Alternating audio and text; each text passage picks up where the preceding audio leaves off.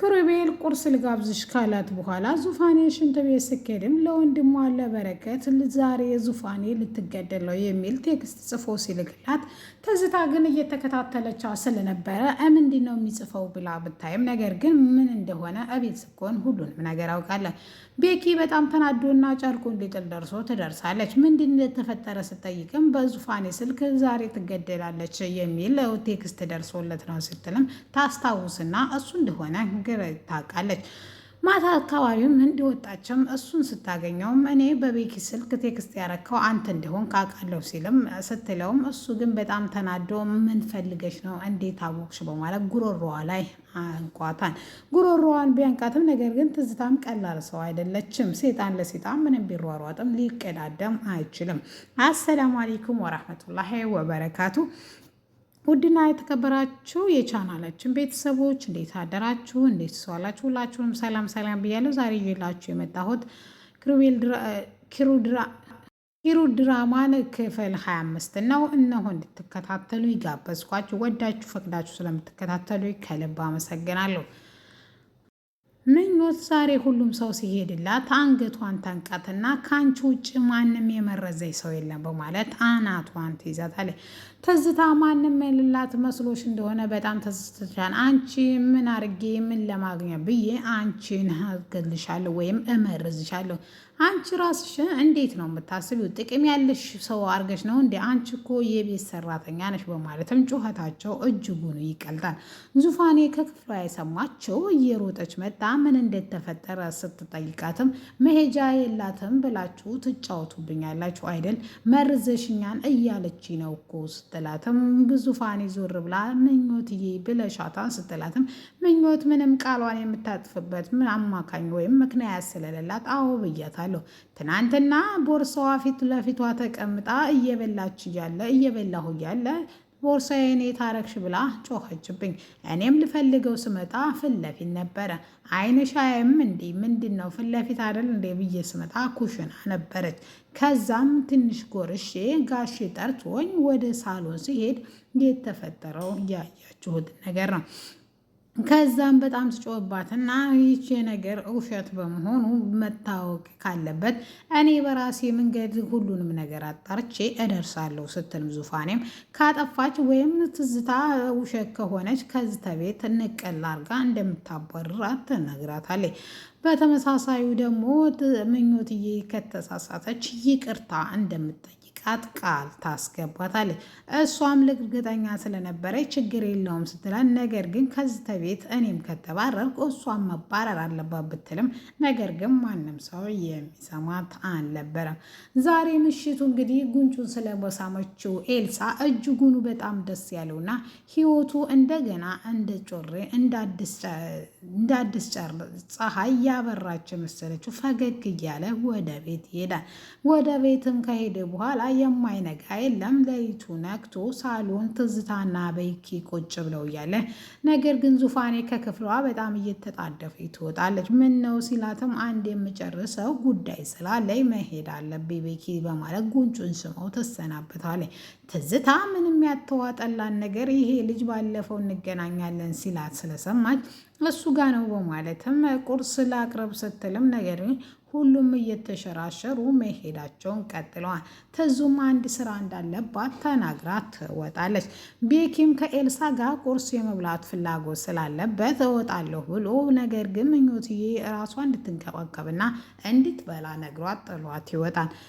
ምኞትዬ ከኤልሳ ጋር ቁርስ መብላቱ እጅጉንም ስጋት ላይ ቢጥላትም ነገር ግን ምንም ለማለት አልፈለገችም። ትንሽ ከቆዩ በኋላ ቁርሳቸውን ከተበሉና እየተጨዋወቱ ያለ ስልኩ ትንሽ ይጮሃል። እሱም ቴክስት ነበረ። ቴክስቱም የሚለውም ዙፋኔ ዛሬ የንግላታለን የሚል ነው። ተመልሶ ሲደውልም ነገር ግን ዙፋኔ ስልኳ ዝግ ነበረ። ነገር ግን ዛሬ እንግዲህ ኪሩቤል ያደረገው ነገር ቢኖር ዙፋኔን በጣም ሲያገኛትና በጣም ደስተኛ እንደሚሆን በህይወቱ እሷ ጋር የሚያሳልፈው ጊዜ በጣም ብዙ ዋጋ እንዳለውና በጣም እንደሚወዳት ሲነግራት ነገርየው ትንሽ የተቻኮለ የመሰለው እሷን ለማግኘት ግን ብዙ ጊዜ የፈጀበት እንደሆነ ይነግራታል። እሷም ይሄ ነገር ድንቀቱ ወይም እንደዚህ የሚያደንቃት ሰው ስላልነበረ ነገርየው ግራ ስላገባት ለምን ፊቴን ታጥቤ ተረጋግቼ አልመጣም በማለት ሽንት ቤት ትገባለች። የዛ ጊዜ ነበረ እድሉን ተጠቅሞ ቴክስት ለወንድሟ ለበረከት የላከው። ይህም ሁሉ በርቀት ሆና ትዝታ ትከታተል ነበረ። እየሮጠ መጥቶም ምን እንደተፈጠረ ቤት ውስጥ ዙፋኔ እህቴ እያለ ሲጣራም ምኞትዬ ብቅ ብላ አረ ምንድነው ጋሼ ምን ተፈጥሮ ነው? ዙፋኔስ ምን ሆና ነው? ምንድነው ነገርየው? ልታስረዳይ ትችላለህ? በማለት ስጠይቀውም በዙፋኔ ስልክ እኮ እንዲህ ብሎ ቴክስት ተላከልኝ። ዙፋኔ እኮ ቅድም ካንተ በፊት ከወጣች አልተመለሰችም ስትለውም በጣም ጭንቅና ጠበብ ብሎት ምን እንደማድረግ እንዳለበት ኤልሳም ልታረጋጋው ብትሞክርም ነገር ግን ቤኪ በእህቱ በአንድ እህቱ የሚቀልድ ሰው አልነበረም እና በጣም ተሳሳይቶ ምን ማድረግ እንዳለበት ግራ ገብቶታል። ለፖሊስም ለማመልከትም 24 ሰዓት መጠበቅ እንዳለባቸው ኤልሳ ታስታውሳቸዋለች።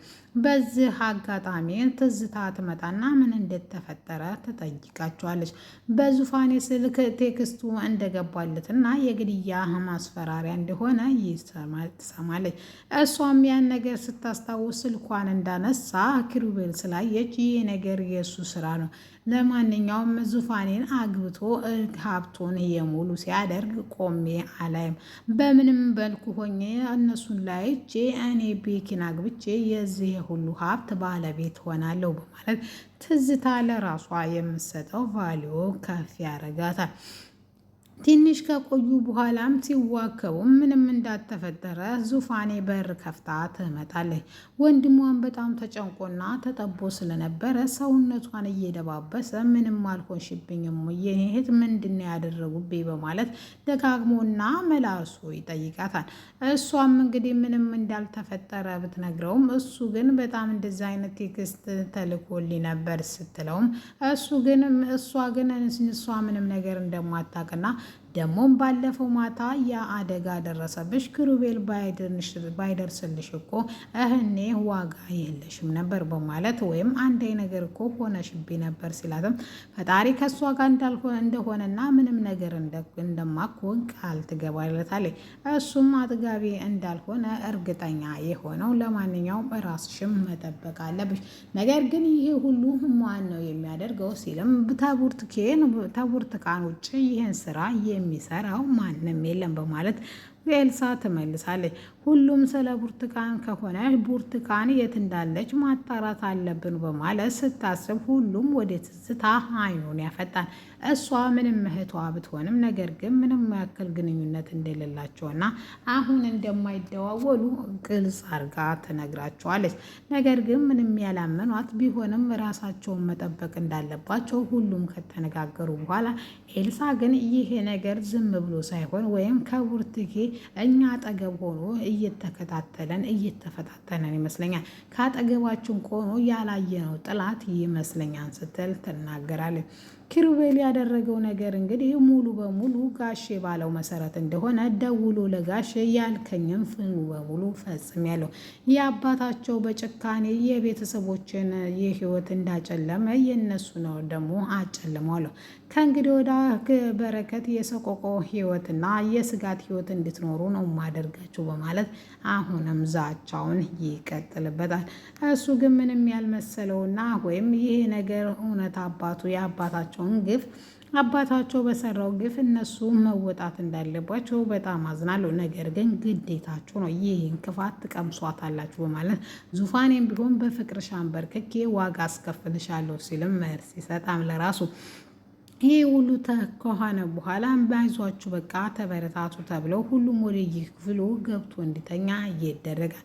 ትንሽ ከቆየች በኋላ ጠዋት ማይነጋ የለም ሌሊቱ ነግቶ በጠዋት እንግዲህ ልታገኝ ኪሩቤልን ትወጣለች።